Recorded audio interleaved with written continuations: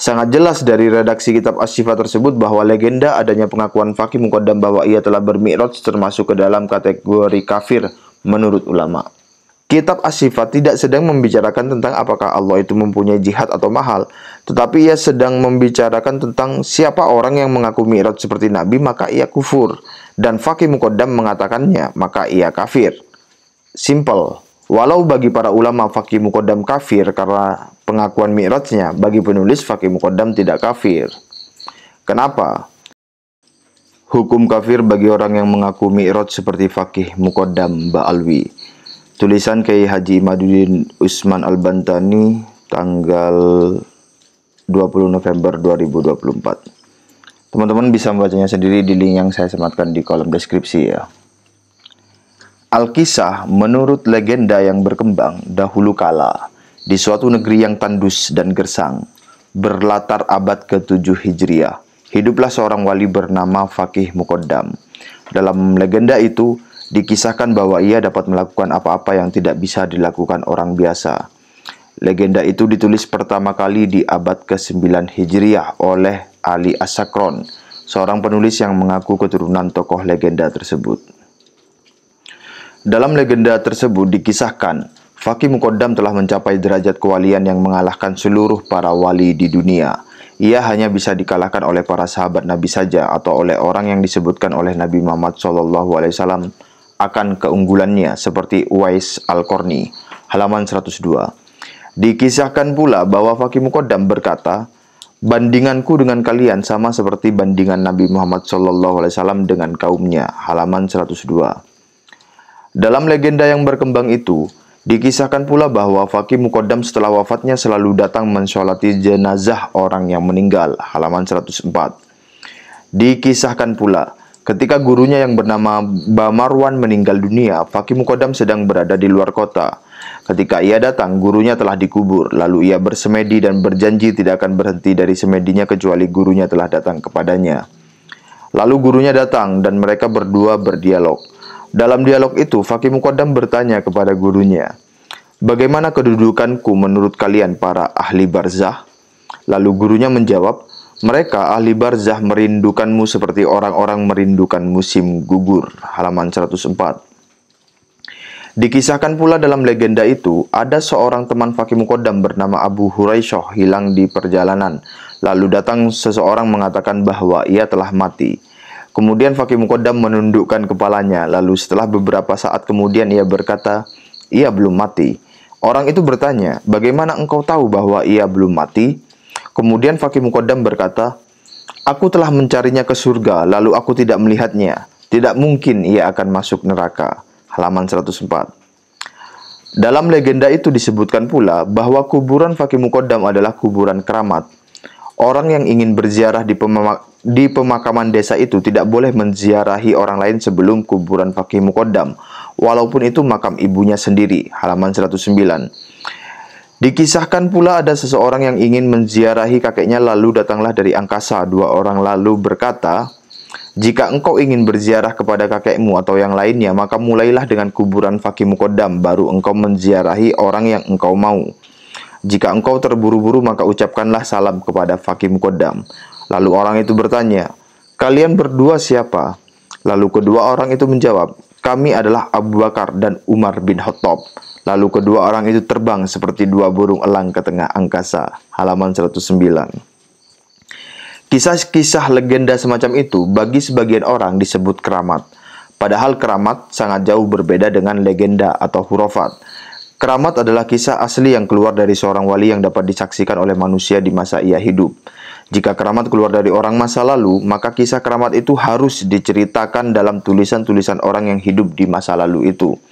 Jika ada kisah-kisah keramat orang masa lalu seperti Fakih Muqaddam, namun dikisahkan baru 332 tahun setelah wafatnya tanpa ada referensi dari sumber-sumber masa lalu, maka itu bukan keramat tetapi khurafat.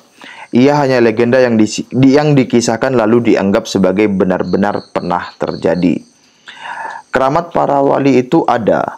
Penulis pun beberapa kali melihat dan merasakan karomah para kiai. Suatu saat penulis mendatangi guru penulis, Kiai Haji Mufti Asnawi, Banten. Seorang kiai yang menulis kitab Amsilatul I'rab, bermaksud memohon izin dan memberitahu bahwa penulis telah didaftarkan oleh sebuah partai politik sebagai calon legislatif. Sebelum penulis mengutarakan maksud penulis, ketika baru saja duduk, guru penulis berkata, "Kamu jangan ikut-ikutan nyalon-nyalon dewan ya," atau dengan susunan kalimat yang mendekati kalimat tersebut. Gus Dur radhiyallahu anhu adalah seorang wali yang keramatnya surah wal istifadah. Banyak orang yang bersaksi tentang keramat Gus Dur yang dapat mengetahui suatu takdir di masa depan. Tidak tanggung-tanggung, keramatnya itu diceritakan oleh tokoh-tokoh penting negara Indonesia seperti Mahfud MD, Luhut Binsar Panjaitan. Keduanya menceritakan Gus Dur mengatakan dirinya akan menjadi presiden jauh sebelum ia menjadi presiden. Keramat itu ada dan dapat disaksikan oleh orang yang semasanya lalu diceritakan dan ditulis.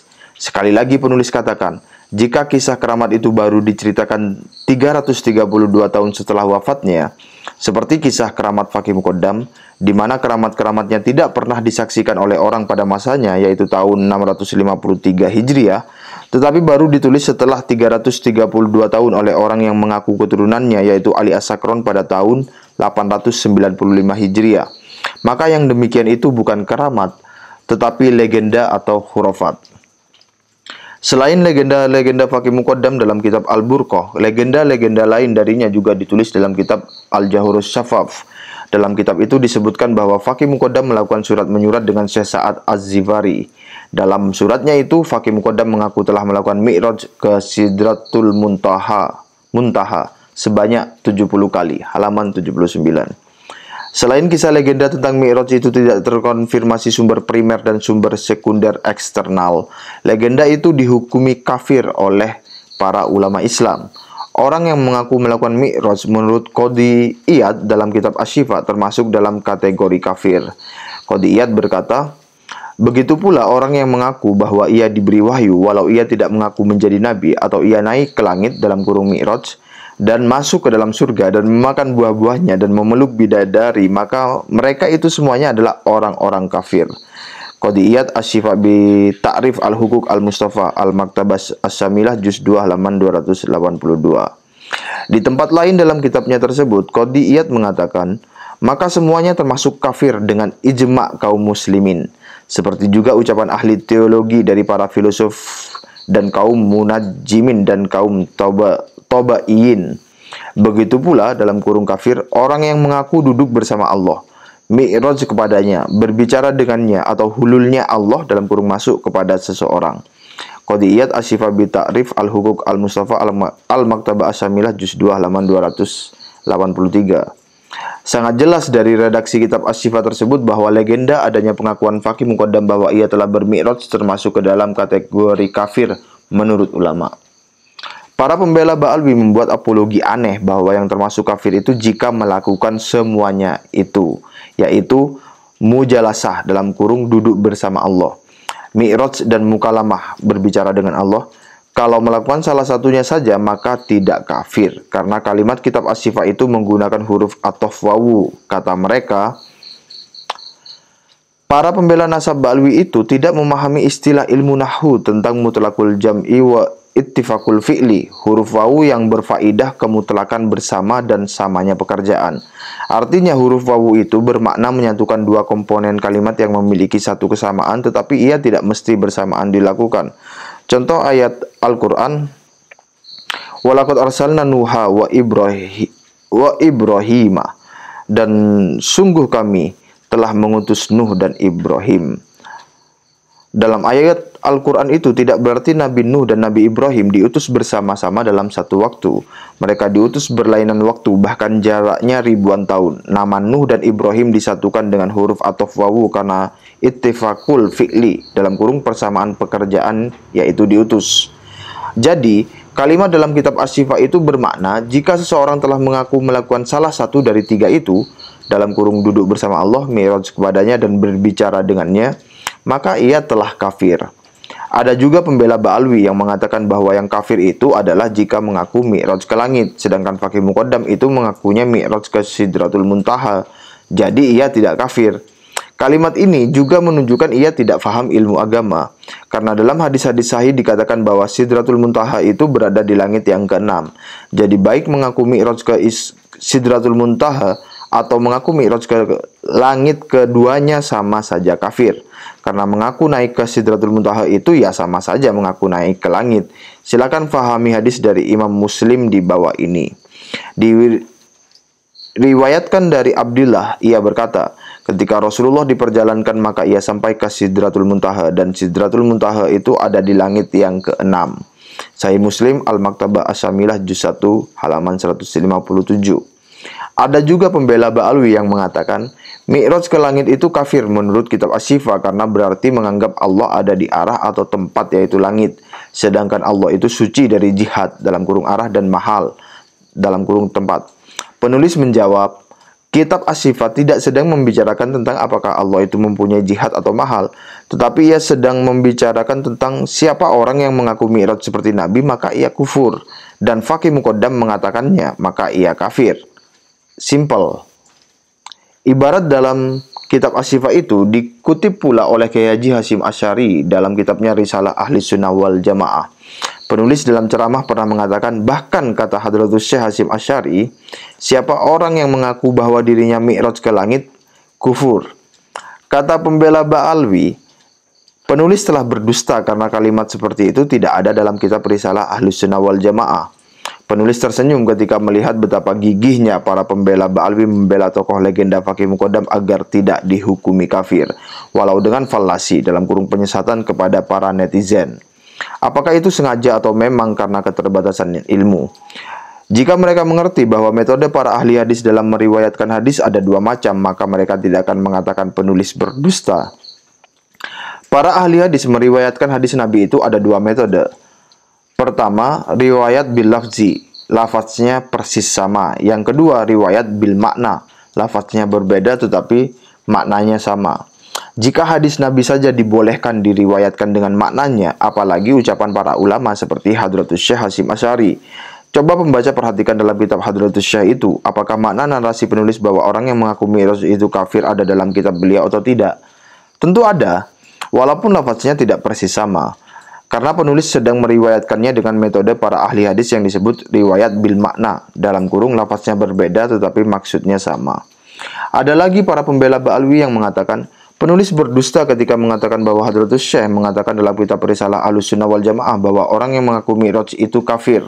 Karena ucapan yang ada dalam kitab Hadratus Syekh itu bukan ucapannya tetapi ucapan Qadhi Iyad dalam kitab Asy-Syifa. Hadratus Syekh hanya mengutip saja. Penulis menjawab, penulis mengatakan yang demikian itu agar para pendengar mudah mencari kalimat itu, bahwa narasi semacam itu ada dalam kitab Hadratus Syekh Hasyim Asy'ari. Dan Hadratus Syekh tidak membantahnya.